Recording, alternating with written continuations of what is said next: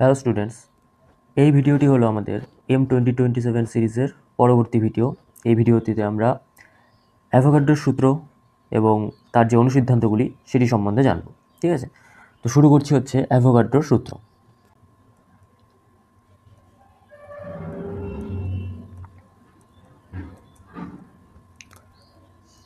Avogadro কী বলেছিল যে নির্দিষ্ট একটি চাপ ও উষ্ণতায় যদি কোনো গ্যাসের আয়তনকে আমি নেই, সেটি কী হবে, তার মোল সংখ্যার সঙ্গে সমানুপাতিক হবে। অর্থাৎ তার মানে কি, মোল সংখ্যা বাড়লে আয়তনও বাড়তে থাকবে, মোল সংখ্যা কমলে আয়তনও কমতে থাকবে। সূত্রটি কি ছিল, যে স্থির চাপ ও উষ্ণতায়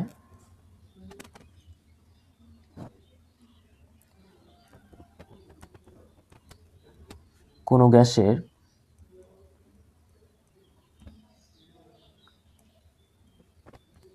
আয়তন গ্যাসটির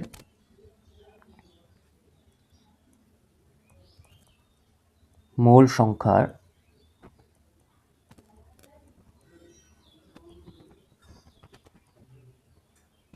সমানুপাতিক। অর্থাৎ চাপ ও উষ্ণতা স্থির থাকলে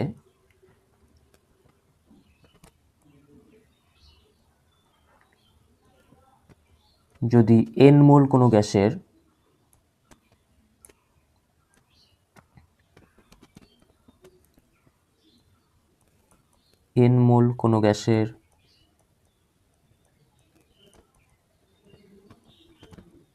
আয়তন v হয়, তবে অ্যাভোগাড্রো সূত্রানুসারে v সমানুপাতিক n।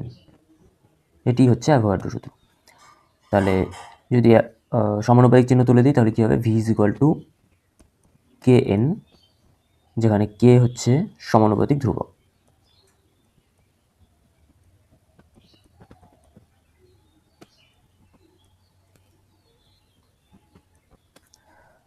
ঠিক আছে, একটা জিনিস লক্ষ্য করলে দেখতে পারবে যে এটা আলাদা জিনিসটা, হ্যাঁ, যে ভি বয়েলের সূত্রে কী ছিল, ভি সমানুপাতিক 1/p। তারপর চার্লসের সূত্রে কী আসলো, ভি সমানুপাতিক টি। তারপর অ্যাভোগাড্রোর সূত্রে কী আসলো, ভি সমানুপাতিক n। ঠিক আছে, তাহলে দেখেই বোঝা যাচ্ছে কি, যে সব কিছু গ্যাসের, যে আমি চারটা গুরুত্বপূর্ণ কথার নাম বলেছিলাম, একটা হচ্ছে চাপ, একটা হচ্ছে উষ্ণতা, একটা হচ্ছে আয়তন, আর একটা হচ্ছে ভর, বা ভরটাকেই মোল সংখ্যা হিসাবে আমরা প্রকাশ করতে পারি। তাহলে এরাই কিন্তু মানে গ্যাসের জন্য এই চারটা এই রাশি কিন্তু আসল। আর এগুলির মধ্যেই যে সূত্রগুলি তৈরি হয়েছে, তাদের দিয়ে কিন্তু আমাদের ওই কী বলে, মানে গ্যাসের সব সূত্রগুলি তৈরি হয়ে গেছে। অর্থাৎ বয়েলের সূত্র, চার্লসের সূত্র, অ্যাভোগাড্রোর সূত্র, এদের দিয়ে কিন্তু গ্যাসের মানে প্রত্যেকটা দেখলে বোঝা যায় যে যখন ভি পির সাথে ব্যস্তানুপাতিক আছে, তখন টি আর এন স্থির থাকে। যখন ভি আর টির মধ্যে সম্পর্ক হয়, তখন এন আর পি স্থির থাকে। যখন ভি আর এনের মধ্যে সম্পর্ক তৈরি হয়, তখন দেখা যায় কি, চাপ আর উষ্ণতা স্থির থাকে। ঠিক আছে, তার মানে আমরা এটাও বলতে পারি যে অ্যাভোগাড্রোর যদি মানে অ্যাভোগাড্রো সূত্রে ধ্রুবক রাশিকে যদি আমরা বের করি, তাহলে পর আমরা কি বলতে পারি, এখানে ধ্রুবক রাশি কে হবে, সেটা হবে হলো উষ্ণতা টি ও চাপ, এরা কি হয়ে যাবে, ধ্রুবক রাশি হয়ে যাবে অ্যাভোগাড্রোর সূত্রে। ঠিক আছে, শর্ট কোশ্চেন এটা আসতে পারে। তো এখানে হচ্ছে এটা হলো আমাদের কি, অ্যাভোগাড্রোর সূত্র হলো। এবার অ্যাভোগাড্রোর সূত্রের কিছু অনুসিদ্ধান্ত আছে।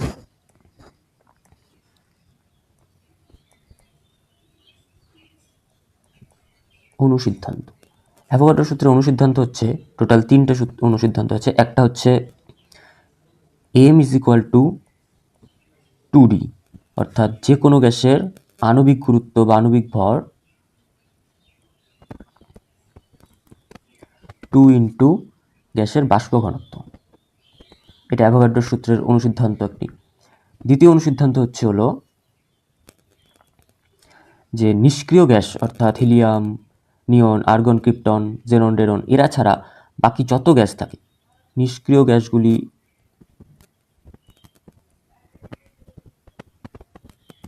ব্যতীত